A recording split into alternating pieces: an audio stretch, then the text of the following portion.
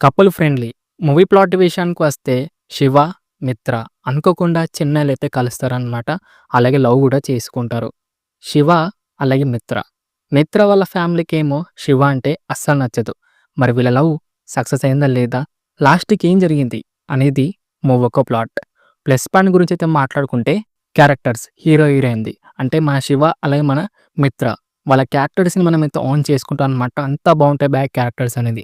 వాళ్ళ ట్రావెలింగ్ గాని, ఆ లవ్ స్టోరీ గాని, వాళ్ళెలా కలిసారు, ఎలా ట్రావెలింగ్ అయ్యారు అనేది మంచి మంచి సీన్స్ తోటైతే రాసుకున్నారనమాట మన డైరెక్టర్ గారు. లవ్ స్టోరీ కూడా చాలా కొత్తగా అయితే తీసుకెళ్లారనమాట. ఏదో రెగ్యులర్‌గా లవ్ స్టోరీ కాకుండా చాలా మంచిగా తీసుకెళ్లారనిపించింది. అలాగే మెయిన్‌గా వర్కౌట్ అయింది ఏంటిదిరా అంటే మూవీలో ఎమోషనల్ సీన్స్ అనమాట. చాలా మంచిగా వర్కౌట్ అయ్యాయి ఎమోషనల్ సీన్స్ అనేది. అలాగే సిట్యుయేషన్ తగ్గట్టు మంచి మంచి కామెడీ సీన్స్ అయితే వస్తాయన్నమాట మన 'యోగి బాబు' తోటి. అవి చాలా మంచిగా వర్కౌట్ అయ్యాయని చెప్పుకోవచ్చు. స్క్రీన్ ప్లేని చాలా మంచిగా రేసీగా అయితే తీసుకెళ్తారనమాట. ఫస్ట్ హాఫ్‌లో అనవసరమైన సీన్స్ అనేది ఏది రావు. మంచి క్యారెక్టర్ బిల్డ్ చేస్తేనే సెటప్‌లు కూడా మంచిగా తీసుకెళ్తారనమాట. సిట్యుయేషన్ తగ్గట్టు సాంగ్స్ కూడా వస్తుంటాయి. అవి కూడా బానే అనిపించాయి భయ్యా. రన్ టైమ్ అయితే చాలా తక్కువ అనమాట. Just 2 hours 1 minute or 2 minutes మాత్రమే ఉంటుంది భయ్యా.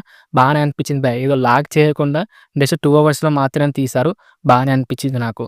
సినిమాటోగ్రఫీ అయితే బావుంది. ప్రొడక్షన్ క్వాలిటీస్ అయితే నాకైతే డీసెంట్ అయితే అనిపించింది.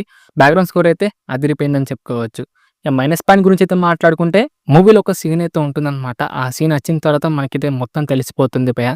మొత్తం ప్రెడిక్టబుల్‌గా తీసుకెళ్తారనమాట. అలాగే కొన్ని కొన్ని చోట్ల మనకైతే ల్యాగ్ ఫీలింగ్ అయితే అనిపిస్తది భయ్యా మూవీ అయితే.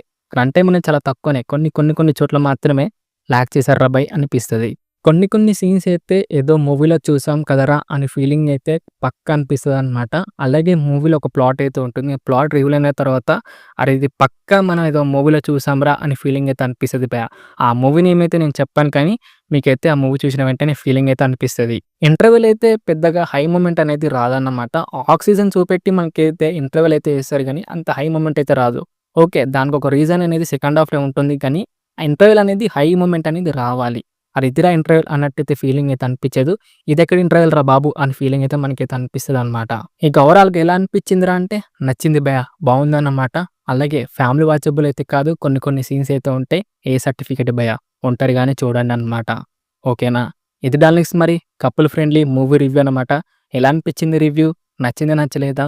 రివ్యూ కనుక నచ్చితే మటుకు దయచేసి వీడియో లైక్ చేయండి, షేర్ చేయండి. అలాగే సబ్స్క్రైబ్ అయితే చేసుకోండి. నెక్స్ట్ వీడియోలో అయితే కలుసుకుందాం. By by darlings.